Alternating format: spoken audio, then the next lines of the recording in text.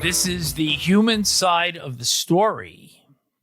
It's June 10th, Neil, and 4 days from today would be the waiting is over. Yes. But this has nothing to do with that. Okay. So we're going to spin the Wayback Machine here to April 9th of 1980, Game 2 of the preliminary round series between the Whalers and the Canadiens at the Montreal Forum. And in the third period of an 8-4 Whalers loss, Gordie Howe scores his last ever goal in the Forum on a pass from Mark Howe, his son.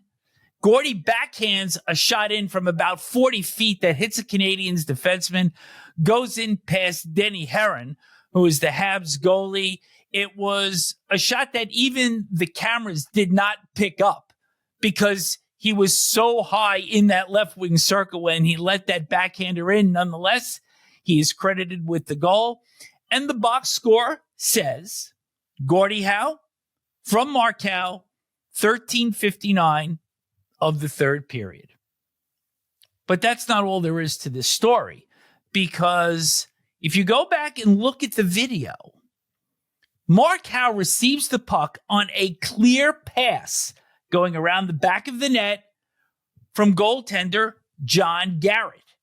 And for years, Garrett had looked to get this assist added on to the score sheet. And he didn't obviously challenge this immediately because after all, he did give up 8 goals in the game.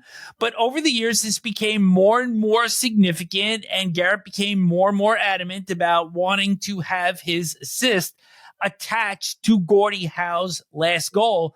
And the lobbying for this even went back to 2013 when the fans were campaigning with a "Give It to Cheech" hashtag, and Cheech was John Garrett's nickname. And still, the assist had never been awarded. And finally, during the second intermission of Game 2, Garrett was advised by Sportsnet host Ron McLean that the league will add this assist to the record just 16,494 days later. 45 years, 1 month, 28 days. Amazing. Great story. What a great story. I know John Garrett. He actually was our goalie coach one year for the Rangers, and a great color man for the Canucks for many years. And well, good for him. I mean, I'd want it too if it was me. I mean, things mean more to you as life goes on than they do at the time. At the time, or within the 5 years after that, you're like, oh, well, you know, no big deal. But then all of a sudden you get to a certain age and it is a big deal. You want everything that you poo-pooed earlier in life.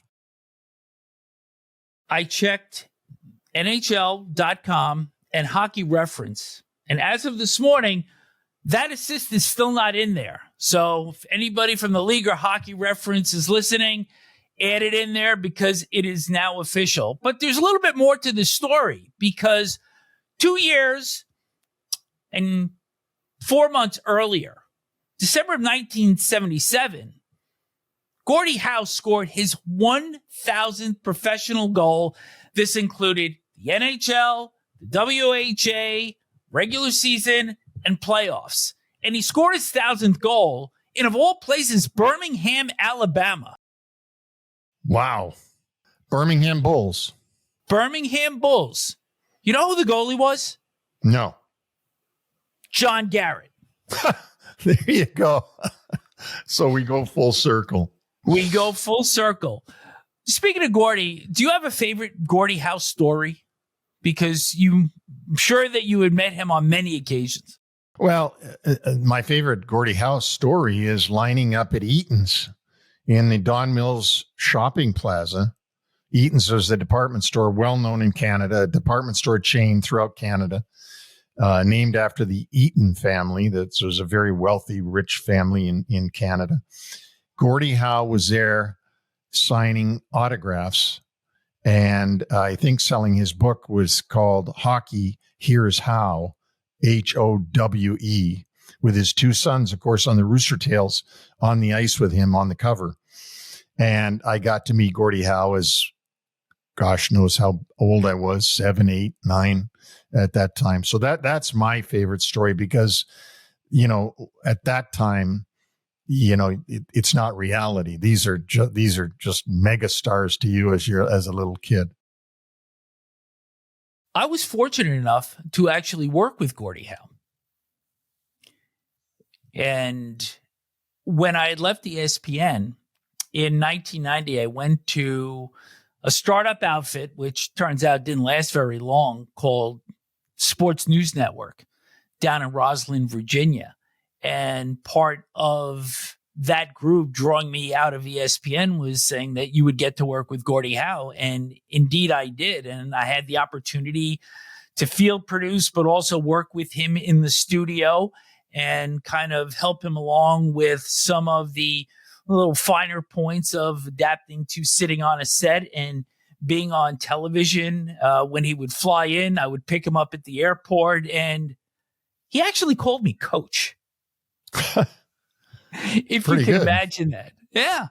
And Gordie also worked a few games, 3 games to be exact, in Boston Garden during the Oilers-Bruins final that year. And I worked with him on that. And even in our video open, the photo of me and Gordie standing on the ice pretending to hold sticks is there. And it is a photo that I still hold very dear to me as my career has evolved. And of course, now I'm here with you on this podcast. Oh, God, have you ever fallen? Imagine at one time with Gordie Howe, now stuck with me. As we said the other day, now you're with the Rain Man and you're the Brain Man. And that will close our show for today. No better way to do it.